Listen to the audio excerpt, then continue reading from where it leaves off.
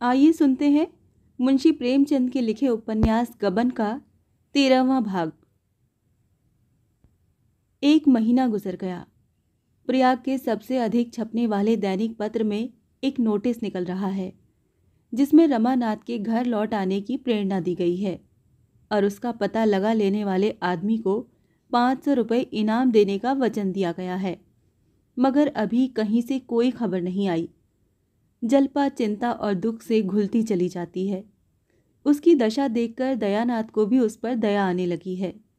आखिर एक दिन उन्होंने दीनदयाल को लिखा, आप आकर बहू को कुछ दिनों के लिए ले जाइए। दीनदयाल ये समाचार पाते ही घबराए हुए आए, पर जल्पा ने मायके जाने से इनकार कर दिया। दीनदयाल ने विस्मित होकर कहा, क्या यहाँ पड़े पड़े प्राण देने का विचार है? जल्पा ने गंभीर स्वर में कहा, अगर प्राणों को इसी भांति जाना होगा तो कौन रोक सकता है? मैं अभी नहीं मरने की दादाजी, सच मानिए। अभागिनों के लिए वहां भी जगह नहीं है। दीनदयाल, आखिर चलने में हरस ही क्या है? शहजादी और बसंती दोनों आई हुई हैं। उनके साथ हंस बोलकर जी बहलता रहेगा। जल्पा, यहाँ लाला जी और अम्मा जी को अकेले छोड़कर जाने को मेरा जी नहीं चाहता। जब रोना ही लिखा है तो रोऊंगी। ये क्या बात हुई? सुनते हैं कुछ कर्ज हो गया था। कोई कहता है सरकारी रकम खा गए थे। जिसने आपसे ये कहा उसने सरासर झूठ कहा। तो फिर चले क्यों गए? ये मैं बिल्कुल नहीं जानती। मुझे बार बार खुद यही शंका होती है। लाला दयानाथ से तो झगड़ा नहीं हुआ। लाला जी के सामने तो वो सिर तक नहीं उठाते, पान तक नहीं खाते। भला झगड़ा क्या करेंगे? उन्हें घूमने का शौक था। सोचा होगा यूं तो कोई जाने न देगा, चलो भाग चलें। शायद ऐसा ही हो। कुछ लोगों को इधर उधर भटकने की सनक होती है। तुम्हें यहाँ जो कुछ तकलीफ हो मुझसे साफ साफ कह दो। खर्च के लिए कुछ भेज दिया करूं। जल्पा ने गर्व के साथ कहा, मुझे कोई तकलीफ नहीं है दादाजी। आपकी दया से किसी चीज़ की कमी नहीं है। दयानाथ और जागेश्वरी दोनों ने जल्पा को समझाया, पर वो जाने को राजी न हुई। तब दयानाथ झुंझला कर बोले, यहाँ दिन भर पड़े पड़े रोने से तो अच्छा है। जल्पा, क्या वो कोई दूसरी दुनिया है, या मैं वहां जाकर कुछ और हो जाऊंगी? और फिर रोने से क्यों डरूं? जब हंसना था तब हंसती थी, जब रोना है तो रोऊंगी। वो काले कोसों चले गए हों, पर मुझे तो हरदम यहीं बैठे दिखाई देते हैं।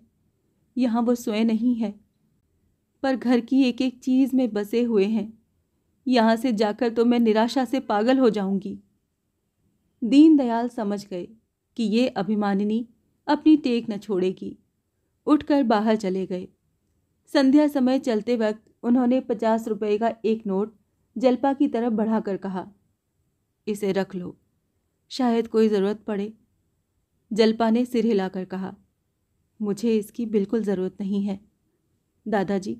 हाँ, इतना चाहती हूँ कि आप मुझे आशीर्वाद दें। संभव है आपके आशीर्वाद से ही मेरा कल्याण हो। दीनदयाल की आंखों में आंसू भर आए। नोट वहीं चारपाई पर रखकर बाहर चले गए। क्वार का महीना लग चुका था। मेघ के जल शून्य टुकड़े कभी कभी आकाश में दौड़ते नजर आ जाते थे। जल्पा छत पर लेटी हुई उन मेघ खंडों की किलोलें देखा करती। चिंता व्यथित प्राणियों के लिए इससे अधिक मनोरंजन की और कौन सी वस्तु है? बादल के टुकड़े भांति भांति के रंग बदलते, भांति भांति के रूप भरते, कभी आपस में प्रेम से मिल जाते, कभी रूठकर अलग अलग हो जाते, कभी दौड़ने लगते, कभी ठिठक जाते। जल्पा सोचती, रमानाथ भी कहीं बैठे यही मेघ क्रीड़ा देखते होंगे। इस कल्पना में उसे विचित्र आनंद मिलता। किसी माली को अपने लगाए पौधों से, किसी बालक को अपने बनाए हुए घरौंदों से जितनी आत्मीयता होती है, कुछ वैसा ही अनुराग उसे उन आकाशगामी जीवों से होता था। विपत्ति में हमारा मन अंतर्मुखी हो जाता है। जल्पा को अब यही शंका होती थी कि ईश्वर ने मेरे पापों का ये दंड दिया है। आखिर रमानाथ किसी का गला दबाकर ही तो रोज रुपए लाते थे। कोई खुशी से तो न देता था। ये रुपए देखकर वो कितनी खुश होती थी। इन्हीं रुपयों से तो नित्य शौक श्रृंगार की चीजें आती रहती थीं। उन वस्तुओं को देखकर अब उसका जी जलता था। यही सारे दुखों की मूल हैं। इन्हीं के लिए तो उसके पति को विदेश जाना पड़ा। ये चीजें उसकी आंखों में अब कांटों की तरह गड़ती थीं, उसके हृदय में शूल की तरह चुभती थीं। आखिर एक दिन उसने इन चीज़ों को जमा किया। मखमली स्लीपर, रेशमी मोजे, तरह तरह की बेलें, गीते, पिन, कंघियाँ, आईने, कोई कहाँ तक गिनाए। अच्छा खासा एक ढेर हो गया। वो इस ढेर को गंगा जी में डुबो देगी और अब से एक नए जीवन का सूत्रपात करेगी। इन्हीं वस्तुओं के पीछे आज उसकी ये गति हो रही है। आज वो इस माया जाल को नष्ट कर डालेगी। उनमें कितनी ही चीज़ें तो ऐसी सुंदर थीं कि उन्हें फेंकते मोह आता था, मगर ग्लानि की उस प्रचंड ज्वाला को पानी के ये छींटे क्या बुझाते। आधी रात तक वो इन चीज़ों को उठा उठा कर अलग रखती रही, मानो किसी यात्रा की तैयारी कर रही हो। हाँ, ये वास्तव में यात्रा ही थी, अंधेरे से उजाले की, मिथ्या से सत्य की। मन में सोच रही थी, अब यदि ईश्वर की दया हुई और वो फिर लौटकर घर आए तो वो इस तरह रहेगी कि थोड़े से थोड़े में निर्वाह हो जाए। एक पैसा भी व्यर्थ न खर्च करेगी। अपनी मजदूरी के ऊपर एक कौड़ी भी घर में न आने देगी। आज से उसके नए जीवन का आरंभ होगा। ज्यों ही 4 बजे सड़क पर लोगों के आने जाने की आहट मिलने लगी। जल्पा ने बैग उठा लिया और गंगा स्नान करने चली। बैग बहुत भारी था। हाथ में उसे लटकाकर 10 कदम भी चलना कठिन हो गया। बार बार हाथ बदलती थी। ये भय भी लगा हुआ था कि कोई देख न ले। बोझ लेकर चलने का उसे कभी अवसर न पड़ा था। इक्के वाले पुकारते थे, पर वो इधर कान न देती थी। यहाँ तक कि हाथ बेकाम हो गए तो उसने बैग को पीठ पर रख लिया और कदम बढ़ाकर चलने लगी। लंबा घूंघट निकाल लिया था कि कोई पहचान न सके। वो घाट के समीप पहुंची तो प्रकाश हो गया था। सहसा उसने रतन को अपनी मोटर पर आते देखा। उसने चाहा सिर झुकाकर मुंह छिपा ले, पर रतन ने दूर से ही उसे पहचान लिया। मोटर रोक कर बोली, कहाँ जा रही हो बहन?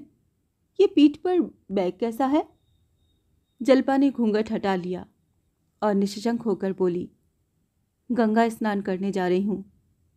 रतन, मैं तो स्नान करके लौट आई, लेकिन चलो तुम्हारे साथ चलती हूँ। तुम्हें घर पहुँचाकर लौट जाऊंगी। बैग रख दो। नहीं नहीं, ये भारी नहीं है। तुम जाओ, तुम्हें देर होगी, मैं चली जाऊंगी। मगर रतन ने न माना। कार से उतरकर उसके हाथ से बैग ले लिया और कार में रखती हुई बोली, क्या भरा है तुमने इसमें? बहुत भारी है। खोलकर देखूं? इसमें तुम्हारे देखने लायक कोई चीज नहीं है। बैग में ताला न लगा था। रतन ने खोलकर देखा तो विस्मय होकर बोली, इन चीजों को कहाँ लिए जाती हो? जल्पा ने कार पर बैठते हुए कहा, इन्हें गंगा में बहा दूंगी। रतन ने विस्मय में पड़कर कहा, गंगा में? कुछ पागल तो नहीं हो गई हो? चलो घर लौट चलो, बैग रखकर फिर आ जाना। जल्पा ने दृढ़ता से कहा, नहीं रतन, मैं इन चीजों को डुबाकर ही जाऊंगी। आखिर क्यों? पहले कार को बढ़ाओ, फिर बताऊं। नहीं, पहले बता दो। नहीं, ये न होगा, पहले कार को बढ़ाओ। रतन ने हार कर कार को बढ़ाया और बोली, अच्छा अब तो बताओगी? जल्पा ने उल्हाने के भाव से कहा, इतनी बात तो तुम्हें खुद ही समझ लेनी चाहिए थी, मुझसे क्या पूछती हो? अब वो चीजें मेरे किस काम की हैं? इन्हें देख देख कर मुझे दुख होता है। जब देखने वाला ही न रहा तो इन्हें रखकर क्या करूं? रतन ने एक लंबी सांस खींची और जल्पा का हाथ पकड़कर कांपते हुए स्वर में बोली, बाबूजी के साथ तुम ये बहुत बड़ा अन्याय कर रही हो बहन। वो कितनी उमंग से इन्हें लाए होंगे। तुम्हारे अंगों पर इनकी शोभा देखकर कितना प्रसन्न हुए होंगे। एक एक चीज उनके प्रेम की एक एक स्मृति है। उन्हें गंगा में बहाकर तुम उस प्रेम का घोर अनादर कर रही हो। जल्पा विचार में डूब गई। मन में संकल्प विकल्प होने लगा, किंतु एक ही क्षण में वो फिर संभल गई। बोली, ये बात नहीं है बहन। जब तक ये चीज़ें मेरी आंखों से दूर न हो जाएंगी, मेरा चित्त शांत न होगा। इसी विलासिता ने मेरी ये दुर्गति की है। ये मेरी विपत्ति की गठरी है। प्रेम की स्मृति नहीं, प्रेम तो मेरे हृदय पर अंकित है। रतन, तुम्हारा हृदय बड़ा कठोर है जल्पा। मैं तो शायद ऐसा न कर सकती।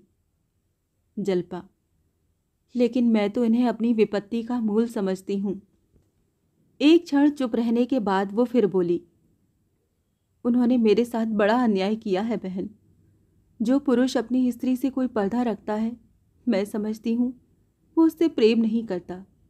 मैं उनकी जगह पर होती तो यूं तिजांजलि देकर न भागती, अपने मन की सारी व्यथा कह सुनाती और जो कुछ करती उनकी सलाह से करती। स्त्री और पुरुष में दुराव कैसा? रतन ने गंभीर मुस्कान के साथ कहा, ऐसे पुरुष तो बहुत कम होंगे जो स्त्री से अपना दिल खोलते हो।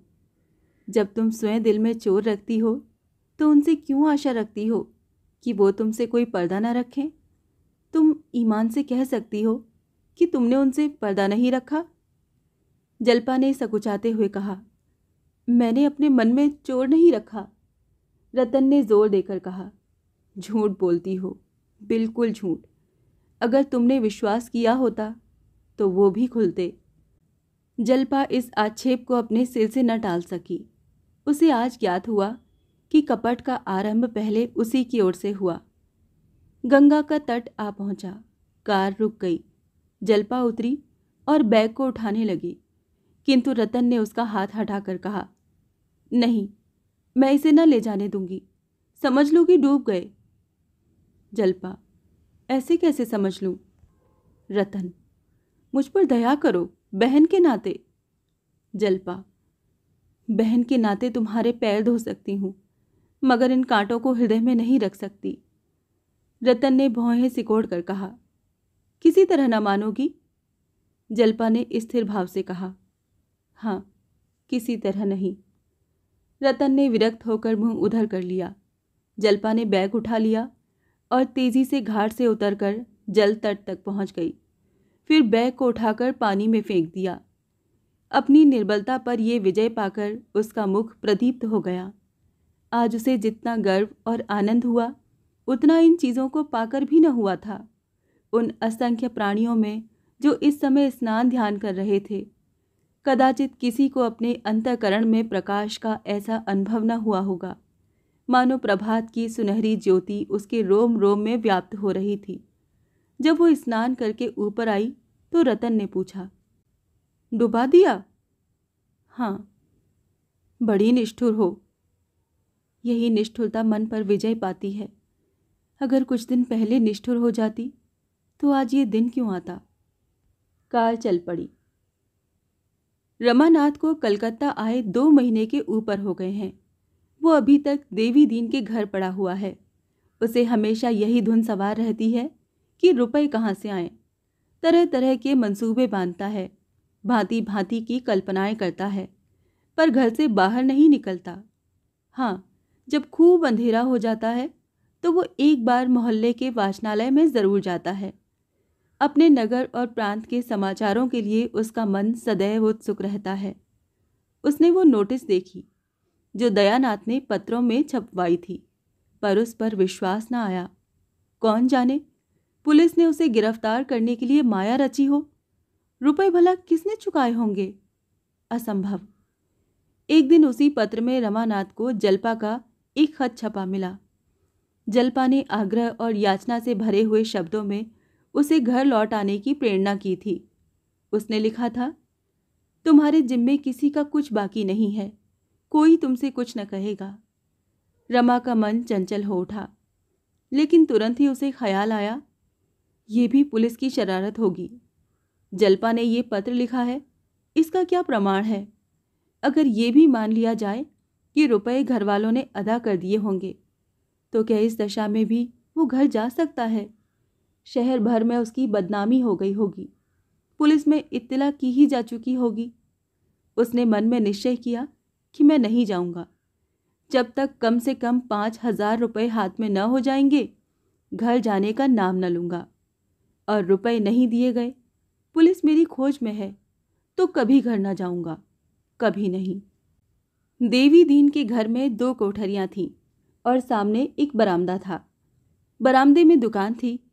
एक कोठरी में खाना बनता था, दूसरी कोठरी में बर्तन भांडे रखे हुए थे। ऊपर एक कोठरी थी और एक छोटी सी खुली हुई छत। रमा इसी ऊपर के हिस्से में रहता था। देवी दीन के रहने, सोने, बैठने का कोई विशेष स्थान न था। रात को दुकान बढ़ाने के बाद वही बरामदा शयनगृह बन जाता था। दोनों वहीं पड़े रहते थे। देवी दीन का काम चिलम पीना और दिन भर गप्पे लड़ाना था। दुकान का सारा काम बुढ़िया करती थी। मंडी जाकर माल लाना, स्टेशन से माल भेजना या लेना, ये सब भी वही कर लेती थी। देवी दीन ग्राहकों को पहचानता तक न था। थोड़ी सी हिंदी जानता था। बैठा बैठा रामायण, तोता मैना, रामलीला या माता मरियम की कहानी पढ़ा करता। जब से रमा आ गया है, बुढ़े को अंग्रेजी पढ़ने का शौक हो गया है। सवेरे ही प्राइमर लाकर बैठ जाता है और 9-10 बजे तक अक्षर पढ़ता रहता है। बीच बीच में लतीफ़े भी हो जाते हैं, जिनका देवी दीन के पास अखंड भंडार है। मगर जग्गो को रमा का आसन जमाना अच्छा नहीं लगता। वो उसे अपना मुनीम तो बनाए हुए है, हिसाब किताब उसी से लिखवाती है, पर इतने से काम के लिए वो एक आदमी रखना व्यर्थ समझती है। ये काम तो वो ग्राहकों से यूं ही करा लेती थी। उसे रमा का रहना खलता था, पर रमा इतना विनम्र, इतना सेवा तत्पर, इतना धर्मनिष्ठ है कि वो स्पष्ट रूप से कोई आपत्ति नहीं कर सकती। हाँ, दूसरों पर रखकर श्लेष रूप से उसे सुना सुनाकर दिल का गुबार निकालती रहती है। रमा ने अपने को ब्राह्मण कह रखा है और उसी धर्म का पालन करता है। ब्राह्मण और धर्मनिष्ठ बनकर वो दोनों प्राणियों का श्रद्धा पात्र बन सकता है। बुढ़िया के भाव और व्यवहार को वो खूब समझता है, पर करे क्या? बेहयाई करने पर मजबूर है। परिस्थिति ने उसके आत्मसम्मान का अपहरण कर डाला है। एक दिन रमानाथ वाचनालय में बैठा हुआ पत्र पढ़ रहा था कि एकाएक उसे रतन दिखाई पड़ गई। उसके अंदाज से मालूम होता था कि वो किसी को खोज रही है। 20 आदमी बैठे पुस्तकें और पत्र पढ़ रहे थे। रमा की छाती धक धक करने लगी। वो रतन की आंखें बचाकर सिर झुकाए हुए कमरे से निकल गया और पीछे के अंधेरे बरामदे में, जहां पुराने टूटे फटे संदूक और कुर्सियां पड़ी हुई थीं, छिपा खड़ा रहा। रतन से मिलने और घर के समाचार पूछने के लिए उसकी आत्मा तड़प रही थी, पर मारे संकोच के सामने ना आ सकता था। आह, कितनी बातें पूछने की थीं, पर उनमें मुख्य यही थी कि जल्पा के विचार उसके विषय में क्या हैं। उसकी निष्ठुरता पर रोती तो नहीं है, उसकी उद्दंडता पर गुस्सा तो नहीं है, उसे धूर्त और बेईमान तो नहीं समझ रही है, दुबली तो नहीं हो गई है। और लोगों के क्या भाव हैं? क्या घर की तलाशी हुई? मुकदमा चला? ऐसी ही हजारों बातें जानने के लिए वो विकल हो रहा था, पर मुंह कैसे दिखाए? वो झांक झांक कर देखता रहा। जब रतन चली गई, मोटर चल दिया, तब उसकी जान में जान आई।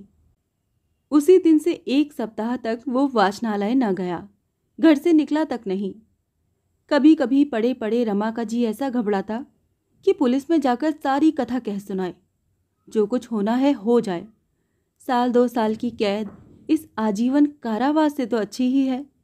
फिर वो नए सिरे से जीवन संग्राम में प्रवेश करेगा, हाथ पांव बचाकर काम करेगा, अपनी चादर के बाहर जौ भर भी पांव न फैलाएगा। लेकिन एक ही क्षण में हिम्मत टूट जाती। इस प्रकार 2 महीने और बीत गए।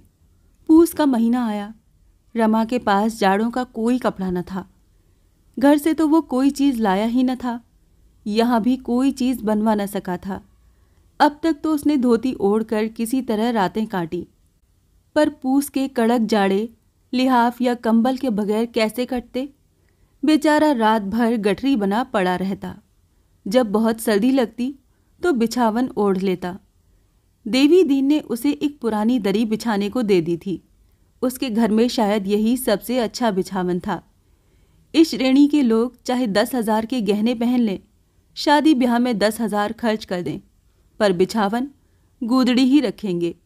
इस सड़ी हुई दरी से जाड़ा भला क्या जाता, पर कुछ न होने से अच्छा ही था। रमा संकोचवश देवी दीन से कुछ कह न सकता था, और देवी दीन भी शायद इतना बड़ा खर्च न उठाना चाहता था, या संभव है इधर उसकी निगाह ही न जाती हो।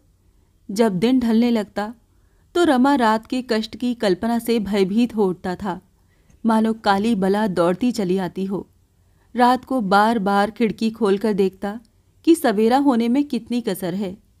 एक दिन शाम को वो वाचनालय जा रहा था कि उसने देखा एक बड़ी कोठी के सामने हजारों कंगले जमा हैं। उसने सोचा, ये क्या बात है, क्यों इतने आदमी जमा है? भीड़ के अंदर घुसकर देखा तो मालूम हुआ सेठ जी कंबलों का दान कर रहे हैं। कंबल बहुत घटिया थे, पतले और हल्के, पर जनता एक पर एक टूट पड़ती थी। रमा के मन में आया, एक कंबल ले लूं, यहाँ मुझे कौन जानता है, अगर कोई जान भी जाए तो क्या हरज।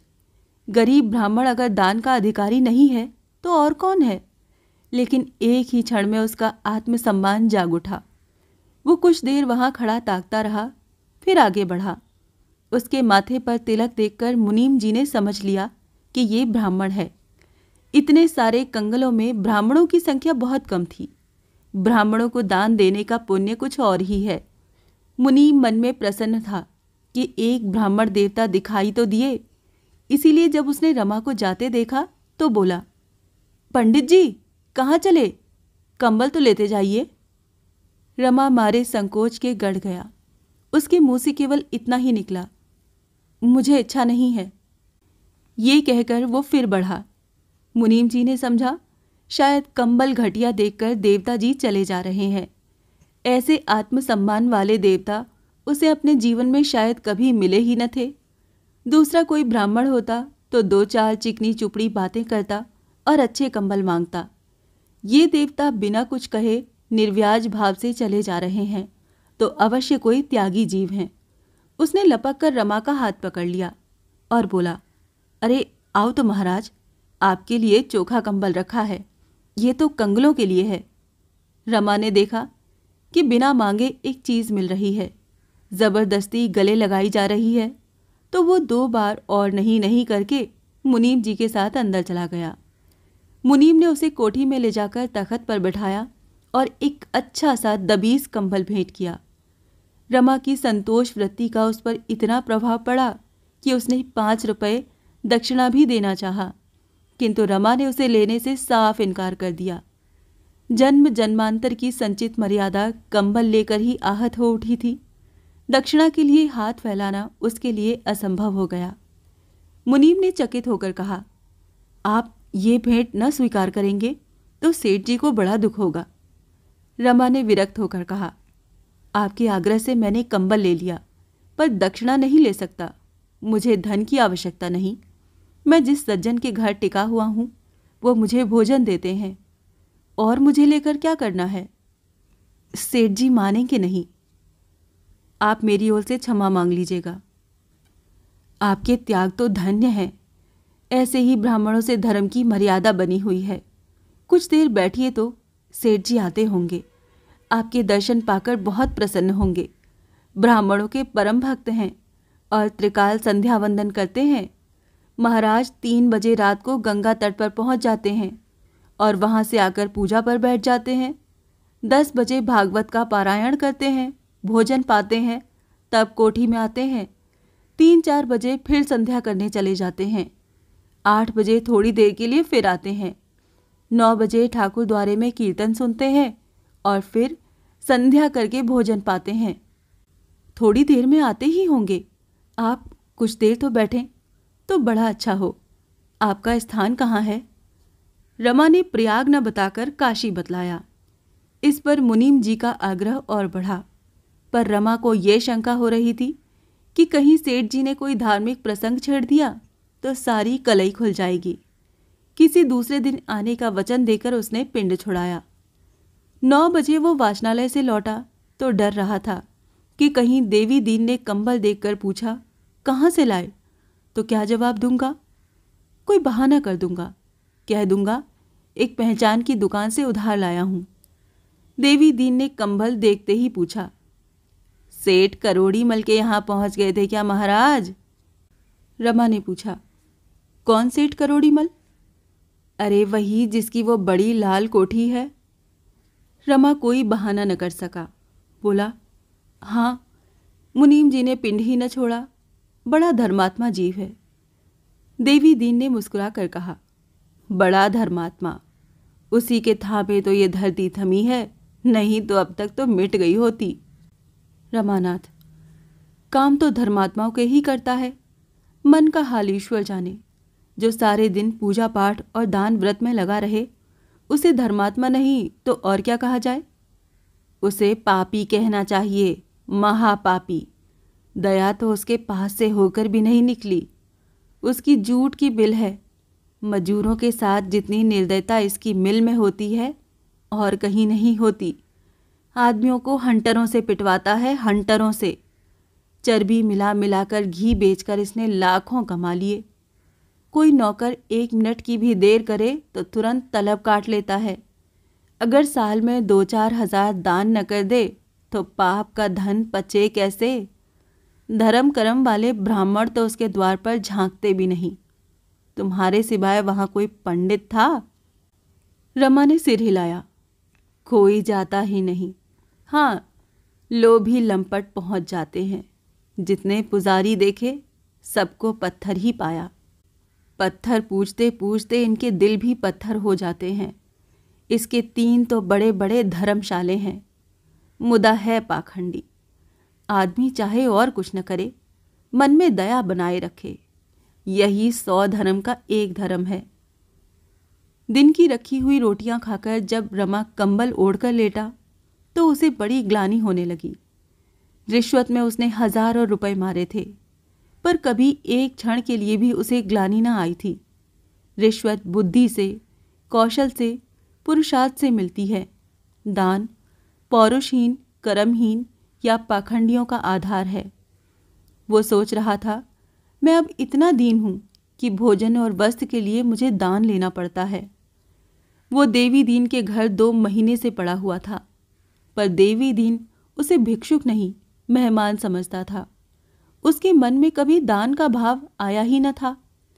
रमा के मन में ऐसा उद्वेग उठा कि इसी दम थाने में जाकर अपना सारा वृतांत कह सुनाऊं। यही ना होगा कि 2-3 साल की सजा हो जाएगी। फिर तो यूं प्राण सूली पर न टंगे रहेंगे। कहीं डूब ही क्यों न मरूं। इस तरह जीने से फायदा ही क्या? न घर का हूं न घाट का। दूसरों का भार तो क्या उठाऊंगा। अपने ही लिए दूसरों का मुंह ताकता हूं। इस जीवन में किसका उपकार हो रहा है? धिक्कार है मेरे जीने को। रमा ने निश्चय किया, कल निशंक होकर काम की टोह में निकलूंगा। जो कुछ होना है हो। इससे आगे की कहानी जानने के लिए सुनिए गबन का अगला भाग।